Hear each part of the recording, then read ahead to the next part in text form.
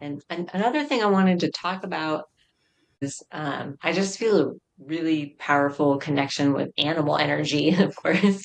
And so I don't like, they're like, don't forget about Oh, good. us. I didn't bring them up because they were like, Sunny's going to do it. Okay. So, when I first was encouraged to go to shamanic studies, I was like having a dark night of the soul. I had all these health issues, forced to go within, which was perfect because I had all this psychic stuff that would happen to me when I was little and I didn't understand it because my mom was schizophrenic. I never owned it because I thought like maybe I would be schizophrenic if so there was all this confusion around that. But then Mhm. I came to a point where it's like, no, I can't deny that these things, these visions or these dreams or these feelings aren't happening and existing. How can I, when I lay hands on people in the treatment room, massaging them and doing facials, how can it be more than just a physical, superficial modality? And I knew like my hands were meant to touch people, and I knew I could make people feel good with my hands. But like, how do we really harness that to like its fullest?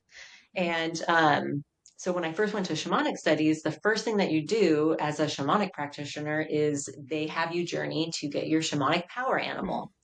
And it was life changing for me. I mean, life changing. We all lay down, we're in this big group and wonderful people. Jane Ingle Smith, who's this amazing teacher of this school. And we all lay, but before we started, I was sitting in my chair and I felt something scurry by my foot, like a small animal just kind of, and I was like, what's that? That's weird. And then we all covered our eyes and we laid on the ground and they said, okay, you're going to go into the lower world, which is in a bad place. It's, where the power animals are. In shamanic culture, it's like upper world, middle world, lower world, and there's all these other variations. And so they said, you need to imagine a place that you go. This is a place you will always travel to. You come out the same way you go in, and you're going to meet your shamanic power animal. And you can have other power animals for different things. And I was so excited. And so I go in and I jump off this cliff into this waterfall, and I go into this cave lined in amethyst. And there was a badger there. And I didn't even like know what a badger was. But I saw what it looked like and it told me what it was, and so I had this whole amazing experience. And then they come up with you and they're like put into your heart. And so I had to do all this research after on badgers because I like had no idea. um, but little did I know, looking back into my ancestry in kind of like Germanic tribes, and like the badger was like a main totem for women. So it's like all the stuff that happens sometimes it like all makes sense later on. Mhm. But animal energy, once I had that experience, it opened up like all these doors of just like nature and animal energy. And when I started working on clients, I would be working on them. And of course, like I don't tap into people's energy without their permission. But sometimes I'm just working on people and just like an animal will show up, like the face of the animal, and it will like tell me things like attributes about it. So it's more of like a spirit animal, a helper, a guide. So it's like you could have a power animal, but then you could just have other animal energy show up for you for different situations. Or like the bear is the ally that has been with me for eons and does all the unraveling work and different things like that. So animal energy can be super powerful. Like if you keep seeing, like animals will show up in my coffee froth. It's like reading tea leaves, and because I kind of intended it. It happened one day and I want to see stuff in my coffee froth. So the manatee, like literally like a manatee, showed up in my coffee froth with like the eyeball and the tail and everything And it's the for other real. day. I So saw it. If you don't follow Sunny on Instagram, you need to. Her handle will be below, but it's for real. Like I looked at that and I went, "No way. Like how in freaking the world?" manatee, right? Which led to a friend of mine who just went and spent time with the manatee. So I reached out to her and I said, tell me all about the manatee, and she had all this knowledge about it. And So there's signs everywhere in nature, but I feel like nature, and it's just been so fulfilling for me to like be working on someone. They're like, what animal shows up for me today? You know, Aw. and like they might be having something hard going on in their life, and like a certain animal show up, and like it's really moving for them to like ask this animal, because they're really power animals, spirit animals, animal energy is really task orientated. So they like want to help you, but again, you have to ask for the help. And Yeah. so the badger is working shamanically. You know, the bear, like the peacock, showed up for the space because I needed to be more flamboyant and I needed to show my true colors and I needed to be more loud about what I was doing, which I'm usually like I don't know, I don't want to offend anyone. And the peacock's like, girl, you need to like spread those feathers out, you know? So I just love how animal energy can come up. And also, when I was working with some really dark energies with a family member, and I was consulting Danny about it because some things had come up that I hadn't like dealt with before. And I'm like, how do I deal with this thing? And the lioness showed up, and this cat kept coming to this family member's house outside of the door, like, so there was just all this feline energy. But the animals can also like eat the end, like they can hunt it. So like at my house, like I'll like put a feline like on the perimeter of the house to just be like taking care of, you know, the energy. Or like, you know, ask the lion to stay at my family member's house, so if there's anything residual it can just kind of keep, you know, like keep eating whatever might show up. So animals are really powerful. When I went to Mexico, I felt like I needed an ally, and the wolverine showed up. Like, and just, you know, different animals can be helpful for different things. And like, that's just a topic I can go on all day about. We'll have to do something just all on animals. I But for agree. energy wise, We they're do. super helpful. Yes. Super helpful. Well, I'll share because the bear room got renamed and will be dedicated to the panther. And I want to just reiterate what Sunny already shared because she did a beautiful job of it, and I think you will all get what she's talking about. But when I lived in Peru, I studied with the Caro, which are the Peruvian high Andes type people, um, and the shamans. And the Munai Key rites were a process, an initiation that would take years, but because it was their way. But the quickening of spiritual awakening and connection and was needed. And so they decided collectively to bring these 7 rites to a much quicker way to initiate, to bring human consciousness and frequency in a higher realm so that we could all, well, ascend actually, but activate to become more, um, to take more responsibility for the earth. And so one of the rites is called the Earth Keeper rite, and they place an animal in each of the 7 chakras. And um, the sacral chakra, the second chakra, which is like for women, it's the womb center. For men, it's, you know, their genitals, as well as um, we call it hara, but it's just masculine creative energy. And so the panther is placed inside the second chakra, and it is invited to take residence inside this pelvic bowl, which all of us have it, right? It's the hips coming into, you know, the center of our being that connects us to our sexual organs and connects and holds us in place vertically with the hips. So it's that pelvic bowl.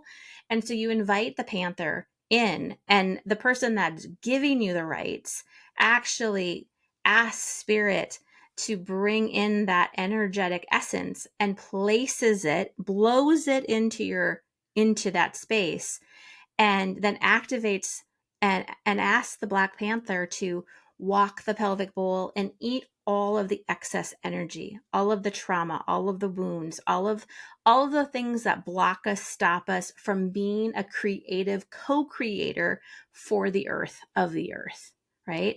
And so, and Panther came to me years prior to that, right? But when she came in to me and has been with me, for 13 years now. She's lived inside my pelvic bowl, and my uterus, my ovarian, my ovaries, my fallopian tubes, my whole essence, as a woman. I can't much speak about it from a man because I'm not. So, but that essence, that animal. So the fact that this room is now Panther is like me coming home to my creative self, me coming home into a room where my divine earth cosmic essence of creativity and birthing is, right? So like it can't be a more perfect room for me. And that's just another way, like, again, all of the traditions from around the world work with animals, right? If you're a Harry Potter fan, I mean, the owls are the messengers, and that's exactly what they represent when you look them up on the internet, or from different, you know, nations, different people. There's it's funny. I won't go into the owl because there is a contrast. Some native people think the owl is an evil omen, and some view it as the divine messenger. So it again, but it's what you grew up. It's what that culture Yeah. brought into its awareness and its knowingness, right? Um, so that's my little story about Panther, because it's I really love timely. Panther. Love Panther. I know when you were like, "Are you open to the room changing animals?" Like whatever you want it to be. But that feline energy has been coming through really strong for me the past year, and so when you said that, I was just like, it was a heck yes. I was like, oh yeah, Yeah, and and it could have been any feline, large cat, right? Um, I yeah. think being personal for you, you're working in that room, so you really want to connect in, and that's a very familiar, like you said, birthing animal for you.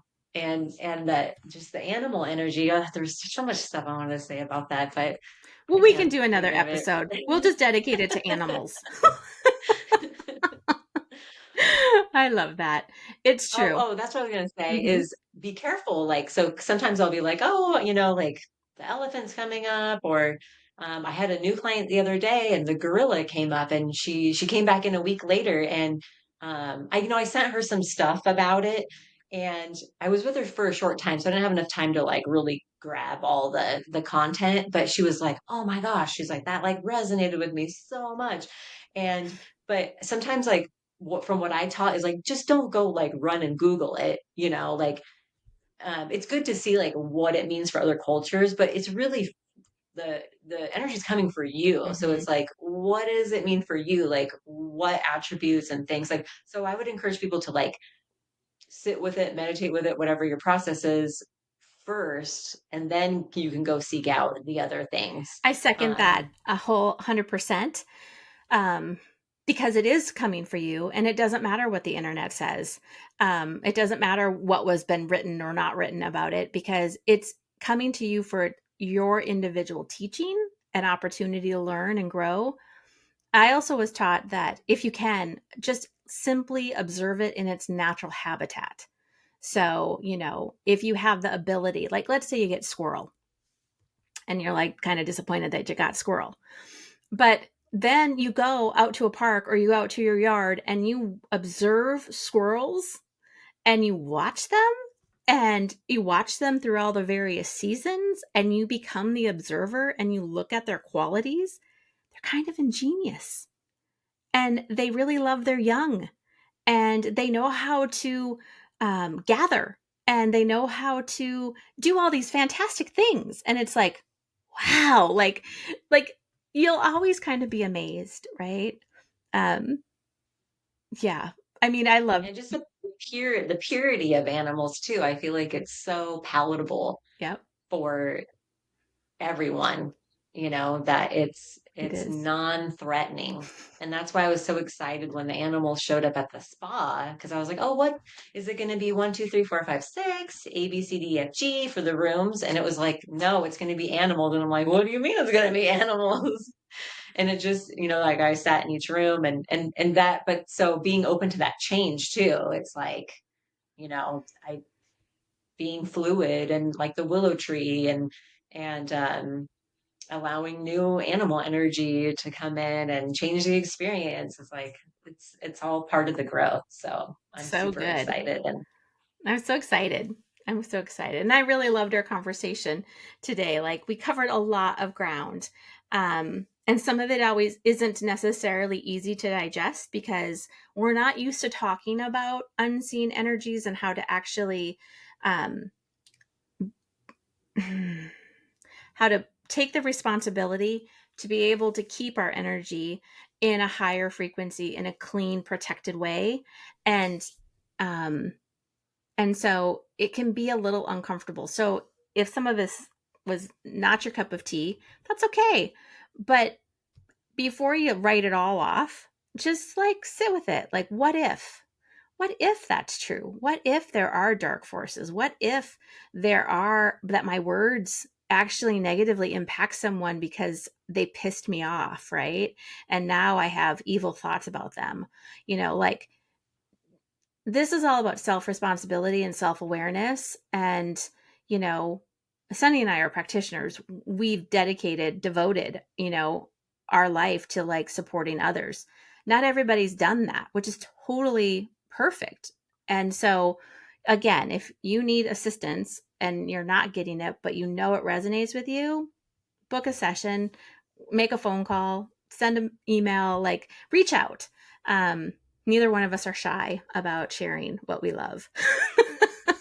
no, and like we both have plentiful resources too. So like the community that I was a part of with the school I went to, there's like tons of practitioners and so sometimes it's like finding the right fit for you, right? Like some people may be attracted to certain modalities and not others. So it's good to kind of just or maybe it's going to church more, like whatever that is going to be for you to just be able to stand in your power Yep. and stand in your strength and pay attention to those triggers and check in with yourself rather than escaping, Get which, curious.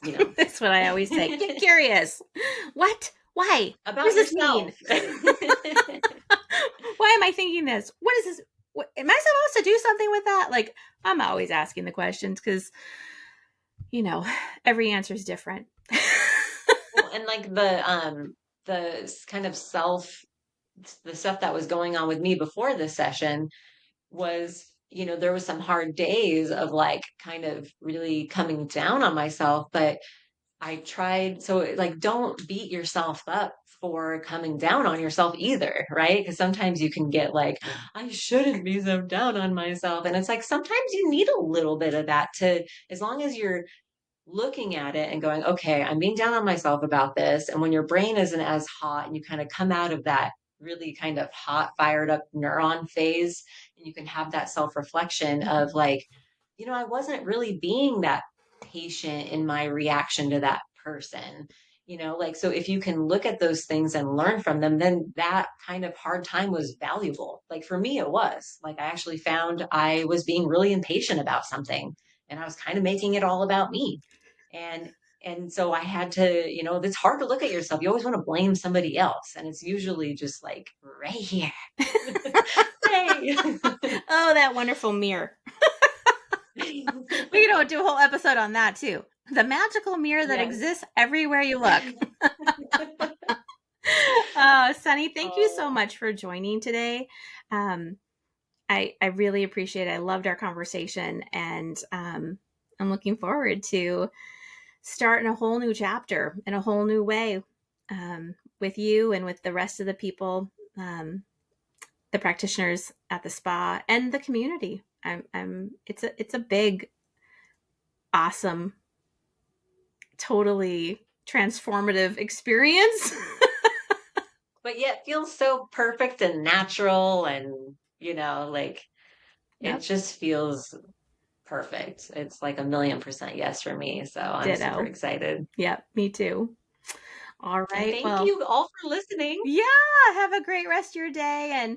And please like, follow A Waking Moment podcast. It's on Spotify and YouTube. And thank you again for tuning in. Until the next time.